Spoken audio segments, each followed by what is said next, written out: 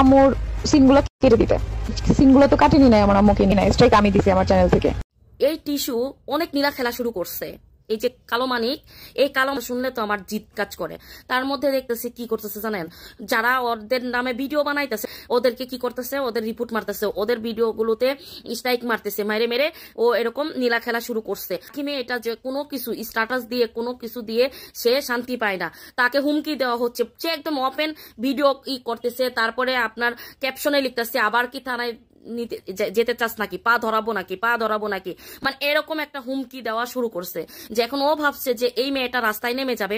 এখন এখনকার যে যুগ, পার্লারের মহিলারা আপনাকে একটা মানুষকে কি ভালোভাবে করতে দিবে, দুঃখ পাইতে দিবে? যখন তখন নিয়ে ব্রাইডাল শুট করায় এদেরকে ব্রেন প্রমোটার বানাই দিচ্ছে। এখন দেখেন লাখ লাখ টাকা ইনকাম করতেছে, তার এখন আর কিছুতে যায় আসে না। এখন আমার কথা হলো, এই মহিলাটাকে তুই যদি এরকম রং তামসার জীবনই যাপন করবি, তোর স্বামী, তোর সংসার, তুই একটা মানুষের জীবন নষ্ট করছিলি, পরে করে এখানে আসছে, সে চলে গেছে।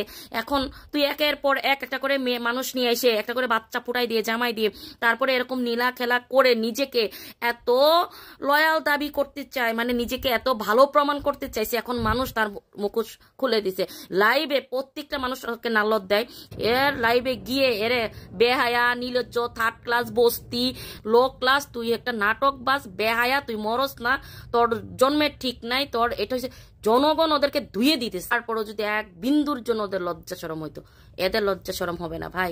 এই লজ্জা শরমের মাথা খেয়ে এই পুরুষটা তো আরো, মানে যে না আমার চেহারা, যে না আমার যোগ্যতা না আছে কিছু, দেখেন গা ঋণ করে, যে আবার বাসা পাল্টাইছে, মানে ঋণ করে লুন করে এরকম দুদিন পর পর বাসা পাল্টায় কেন জানেন? এদের কন্টেন্ট দরকার, মানে এটা নিয়ে ভিডিও করবে, 100 ভিডিও করবে, প্রত্যেকটা মানুষ ওকে, যে বিতি আছে না, বিতি বাচ্চা নিয়ে ভিডিও করছিল, যেমন নাল্লত দিত, পেজ কেড়ে নিছে। এই মহিলারও এরকম অবস্থা হবো দেখেন, যে এরও পেজ মনে হারানোর ইয়াতে আছে। এর যে মানুষকে এরকম করতেছে, ওর পেজটা যদি কেড়ে নেয় কেমন হবে?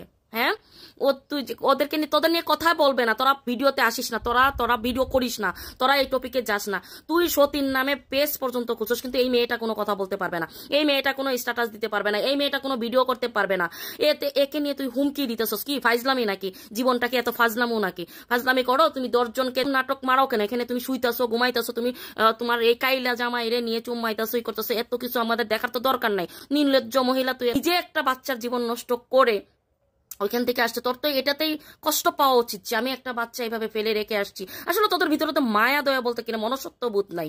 সেটার ইয়েতে তুই যে পরিস্থিতি দেখছ, তুই ধর অনেক কষ্টে আসছো, জীবনটা ধর অনেক কষ্টের ছিল, ভালো কথা, আমরা মায়া করতাম, কিন্তু সেটাতে তুই মায়া না করে একটা মেয়ের জীবন এসে সংসার নষ্ট করে দিয়ে এখানে রাজত্ব করতেছস, এখানে তার সাথে একটা বাচ্চাও আছে, এইটাও মাইনে নিছি। তারপর তুই এই আখের জীবনটাকে একে টাইনে হেসটা বিয়ে করে নিজে লয়ালিটি দেখাইতে চায়, অভিনয় করতে চায়, এই মেয়েটার লাইফ নষ্ট করে দিয়ে এখন একটা বাচ্চা ফোটানোর পরে এখন ডিভোর্স দিলিকে, ডিভোর্স দিয়ে এখন যে পরিবার সাজাইছস, এই পরিবারটা তুই আগেও সাজাইতে পারতি। এইভাবে একটার পর একটা বাচ্চা হয়ে জীবন নষ্ট করার মানে কি? আসে কি জিন দিয়ে? কাল্লা বেটার কথাবার্তা শুনলে আমার তো গা জ্বলে। তুই তো এত স্বামী নামে কলঙ্ক, সেই বউয়ের নামে সে এরকম এই টিস্যুর পা চাটে, সারাক্ষণ এই টিস্যুর পা চাটে। তোর পা চাটা কোন দিন যেন তোরা লাথি মেরে দিয়ে যাবো, এটার 1 মিনিটও লাগবো না। আখি মেয়েটারও নির্লজ্জ, এই মেয়েটারও না কোনো ক্লাস নাই আমি বলবো। কারণ তুই তো দেখে শুনেই এখানে গেছস, দেখে শুনে যাওয়ার পরে বাচ্চা নেওয়ার পরে তুই এখানে এখন এত দিনে তোর অসহ হয়েছে। হ্যাঁ, তুই এখন তুই সতীনকে সহ্য করতে পারস না, এখন তোর এই হয়েছে ওই আলাদা করতে হবো, উমুক করতে হবো। কেন? তুই তো একদম মনসত্ব বুধ দেখায় তুইও তো গেছস রে বোন। মানে এখানে যাওয়ার পরে এখন তুমি আলাদা করে সবকিছু চাইবা, এটা তোর হইলো না। যাই কাজ করতেছে বের হয়ে আসছস, তোর আর আগে বের হইতি, তুই বাচ্চার জীবন নষ্ট করে তোরা নেলা খেলা করে এখন বের হয়ে আসছস কেন? এখন এই মেয়েটা যাই কাজ করতেছে কোনো কিছু করতে পারবো না, সবকিছুতে সে তোকে জেলে নিব নাকি, তোকে থানায় নিব নাকি, পাচাটাবো নাকি, এ হুমকি দিয়ে যাচ্ছে এই টিস্যু। মানে কি, মানে তুই কি হয়ে গেছিস তোরা, যে এরকম পাবলিক প্লেসে এসে তোমরা শুবা, তোমাদের ফ্যামিলির মানে পুরা কি বলে কোন রাতে কি করছো না করছো সব তোমরা বলতে পারবা, আর জনগণ তোমাদের নিয়ে ভিডিও বানাইতে পারবে না? এটা কোন ধরনের, কোন দেশে এসে রাজত্ব করতেছো? ফাজলামো মঘের মুলুক পাইছো?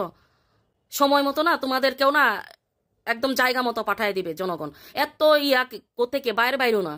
হ্যাঁ, মানুষকে তোমরা এরকম ভাবে হুমকি দিচ্ছ, মানুষকে নিয়ে এরকম ভাবে কথা বলছো, এরকম কাহিনী করো। হ্যাঁ, আমি বলবো যে আমার বাচ্চা আলিশা, আমার বাচ্চা আরেকজন পৃথিবীতে আসতেছে, আমার বাচ্চা আয়াত, আমার বাচ্চা আকসা। আবার লাইভে বিশ্বাস করেন, এদেরকে কি নাল্লতা যে দেয়, এদের এত অভিশাপ দেয়, এদের কি অভিশাপ লাগে না? এরা ঘুমায় কিভাবে? আমি বুঝি না এরা ঘুমায় কিভাবে, রাতে ঘুম হয় কি করে মানুষের এত অভিশাপ নিয়ে। আর এদের অভিশাপ লাগে না কেন? আমি নাটক, জনগণ ওদের লাত্তি উষ্টা দিলে না দেখবেন সব চুপ হয়ে যাবে। টাকা ইনকাম যখন বন্ধ হবে তখন দেখবেন সব চুপ হয়ে গেছে। সবাই ভালো থাকবেন, সুস্থ থাকবেন, আর সবার জন্য অনেক অনেক দোয়া ভালোবাসা রইলো। আমার জন্য দোয়া করবেন, আর যারা এখনো ইউটিউবটা সাবস্ক্রাইব করেনি সাবস্ক্রাইব করে দিবেন। আল্লাহ হাফেজ।